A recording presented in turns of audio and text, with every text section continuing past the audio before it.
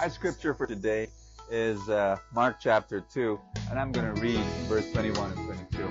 And it says, "No one sews a piece of unshrunken cloth on an old cloak. If he does, its fullness pulls away, and the new from the old, and the tear gets worse. Likewise, no one pours new wine into old wineskins. Otherwise, the wine will burst the skins, and both the wine and the skins are ruined. Rather, new wine is poured into fresh wineskins."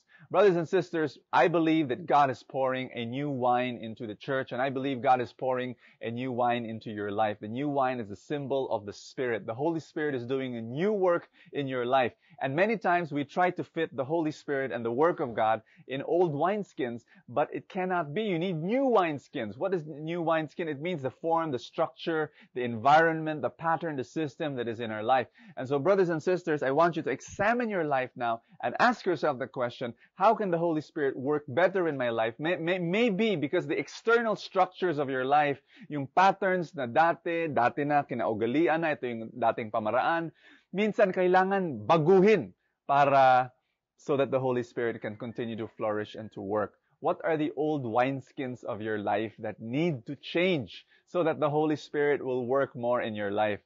Do you feel as though God parang kulang yung blessing ng Diyos sa buhay mo? Do you feel as though God's blessing is lacking in your life? Maybe not because there's a shortage of blessing. The blessings is all there. It's that the container cannot receive the blessings of God. And what is the container? Your life, your schedule, your budget, the way you do things. Change it so that the Lord can bless you even more.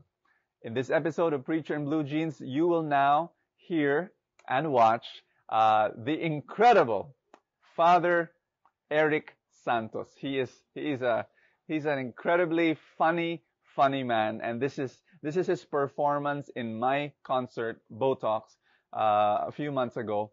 But it was such a special treat. It was the highlight of many people's viewing that concert, and so here it is for your personal enjoyment and inspiration. God bless you. Magandang gabi sa inyong lahat. Ay, gabi na nga po. Na magsimula yung concert hapon. At natutuwa po kami. At tayo ay sama-sama ngayong namibigay nitong parangal sa minamahal nating si Bo Sanchez. Bo is a very, very close friend of mine. The last time we were together was 5 years ago. I always include him in my prayer. And I always tell him that he is my idol. Pagdating sa mga lay preachers, nasa isip ko lagi si Bo Sanchez. Yeah. Harap pa kayo. Konti-konti nyo na kalahin. And for those who don't know me yet, I'm Father Eric Santos. And I'm parish priest of Santo Niño de Tondo Parish in, of course, Tondo. And so we're here to honor Bo. Bo is indeed an anointed man of God. Okay, we say man of God is a priest. No, of course, an anointed lay preacher. The first time I saw Bo, the moment I saw him, the baby in my womb leapt for joy.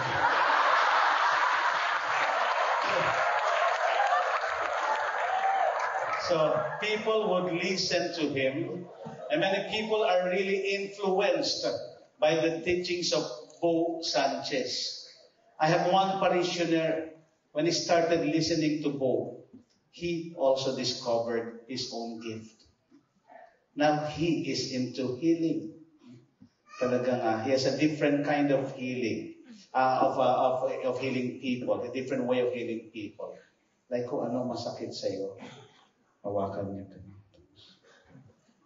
Dasalan niya, tapos halikan niya. Tapos gagaling ka na. Ganda.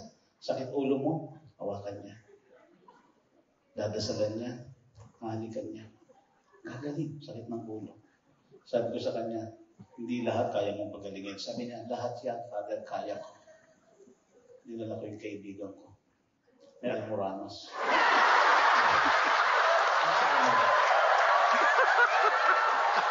Hoy, wala pa yung pinsan kung may earn niya. The thing is, yes, everyone would like to listen always to Bo Sanchez. And he is God's gift to the charismatic renewal. Like I am priest in charge of the charismatic renewal in the Archdiocese of Manila. We always treasure him as one of the more anointed and more gifted, persons in the renewal. I admire him for his simplicity. He's 40, and yet look at him. He only looks 39. Now, actually, you look younger. Diba? Si Bo, 40 na, diba? Ang built fetus pa lang.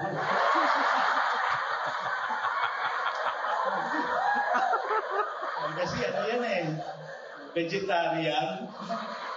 Diba? So, pero, hindi siya kinakapitan, no? Ng sakit. In fact, hindi siya nakarating ng Pentecost, no? Kasi wala siyang boses.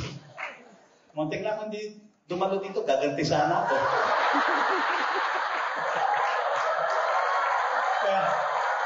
Kaya kanina, alam ko, medyo nag-aalangan si Bo sa akin eh. Kasi alam niya, hindi siya dumating ng Pentecost. Sabi niya sa akin, Father, buti naman, libre kayo ngayon. Wala po kayong ibang, wala kayong ibang appointment. Sabi ko, wala lang. And of course, I was asking him, wala bang part yung wife mo sa program? Sabi niya, Father, mahihiyain po yan. Nagkamali ka ng pagkakilala sa misis mo. I think after the surprise number of the wife of Bo, they will proceed with the annulment.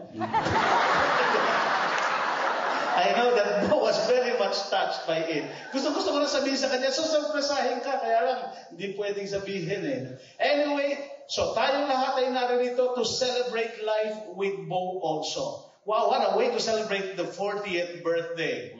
Meralco Theater. It's something which, I always dreamt of. I am celebrating my 45th birthday next month. And we have decided to do it at the Torino Grandstand. So that we can accommodate, all the people. A far cry from how I celebrated my birthday when I was younger. Because, I came from a poor family. My father is a driver ng aeroplano.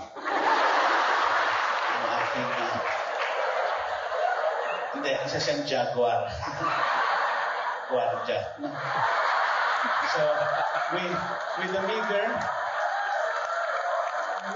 income that we received, we could only afford, to celebrate simple birthdays. I went to the public school, actually. Nahihiya ako noon kasi yung mga kakilala ko, mga kalaro ko, taga-private school, pinakikitin nila yung books nila. Ako hindi ko mapakita. Kasi yung book ko, dati yung susu pala. Kaya nakaka-relate kayo Mga geologs din pala to eh. Alam nila yung susu pala. So yun ang unang-unang book sa public school. Ang dami natuto magbasa sa susu na yan. So we were really poor. And ang almusal namin noon, talagang tigalawang pandesal. Paano ka pa mag-birthday noon, di ba? Bibili kami ng keso, yung tingi, piso, isang hiwa, peanut butter, piso, isang dila. Pumunta ka sa tindahan, dala-dala mo yung platito. Peanut butter na. So, ganoon yung buhay. Hirap na hirap. Baong ko, 50 centimos. 30 centimos pambili ng siopaw. Siopaw, araw-araw siopaw. Laman ng pusa. Sarap din siya. Nasanay na rin ako doon. Anyway, so, we were so poor, so much so that when I celebrated my 10th birthday, sabi ng nanay ko, anak, before you blow the candle, you make a wish. Nanay ko, hirap na sa buhay, nag-i-English pa.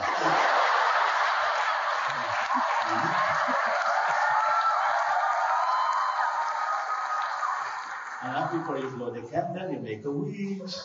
Tapos, I made a wish na. Tapos I blew the candle.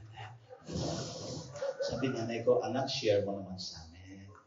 Ano birthday wish mo? Sabi ko, nay, birthday wish ko. Sana next year, may cake na yung candle. Sabi ko, diba? Brown out yung birthday ko. At anyway, now that I am a priest, of course, when I celebrate my birthday, ang dami-daming cakes. Ang dami-dami. Gusto ko nga sabihin sa tao pag birthday ko, daming cake na dumali. Sabi, cash nyo na lang. Kasi sayang di ba? Cake pare-pareho din. And so, in spite of that poverty, I knew that indeed life is worth living. And I suppose that this is how Bo Sanchez is feeling right now. There is so much reason to celebrate life. Napakaraming dahilan upang ipagdiwang ang buhay. Di ka man naging pari, mas tulog pari ka kaysa sa akin. Mas mukhang pari ka. Kaya ako, pag nakamaong lang, naka-t-shirt, kaya sabi sa akin ng tao, psst, psst, boy.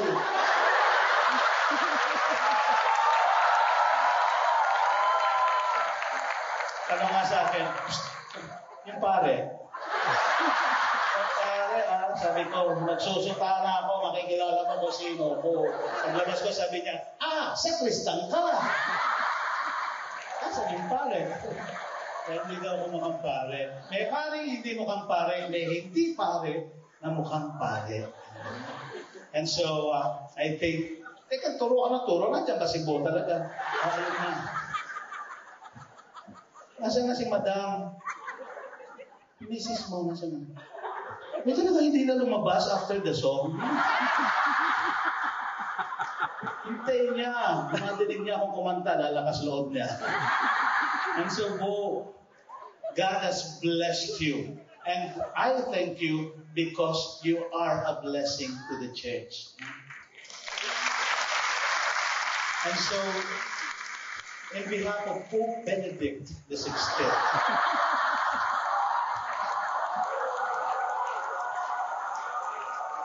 on behalf of the Holy Roman Catholic Church, I greet you a blessed birthday. Sana ay magkaroon ka pa ng mas makahulugang buhay na gugugulin sa mundo. I don't say, I don't greet people, more birthdays to come. Really.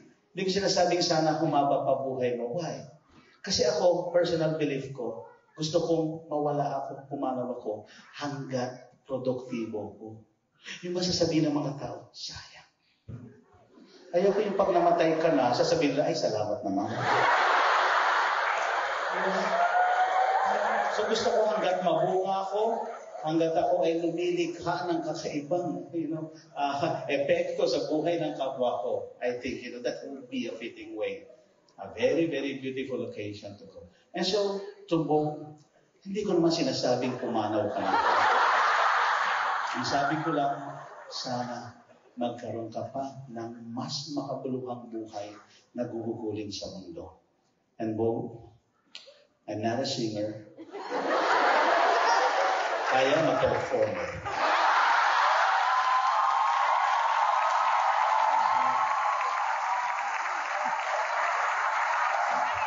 Practice. I offer this song for you. It's my first time to sing it today.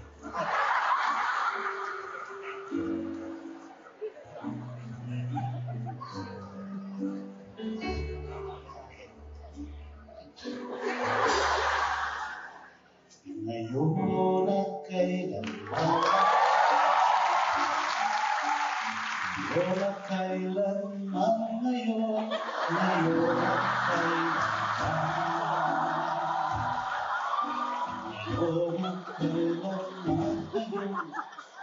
ngayon at kailanman, ngayon at kailanman,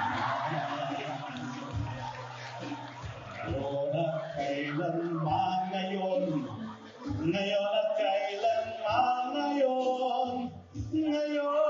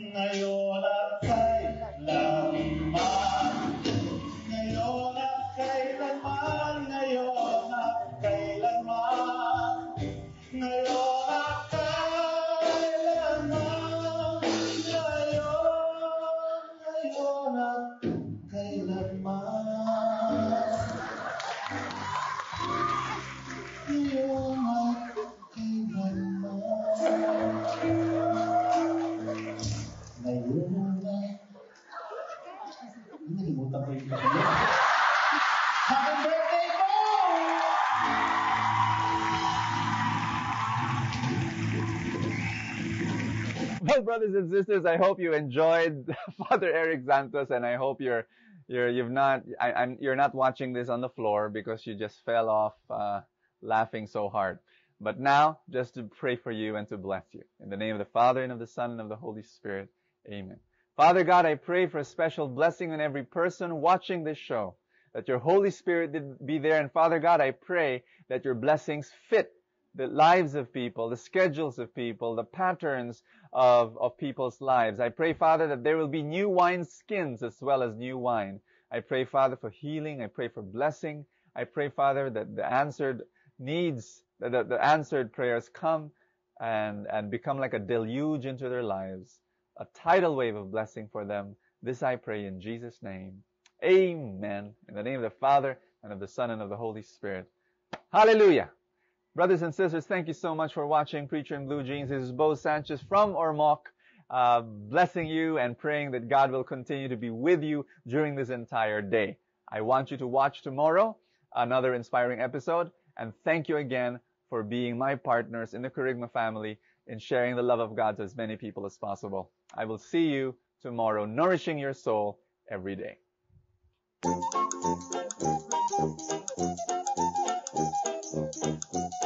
May joke ako. Nakalimutan ko. May joke ako. May 3 butike. Yung isa, tumambling. Ilan na lang natira? Ilan? Eh di wala. Bakit? Eh kasi yung dalawa, pumalakpak, nalaglag din sila. Thank you so much for your monthly tithes and love offering to Kerygma family, without which this broadcast won't be possible. We know that God will reward you abundantly for your generosity. God bless you.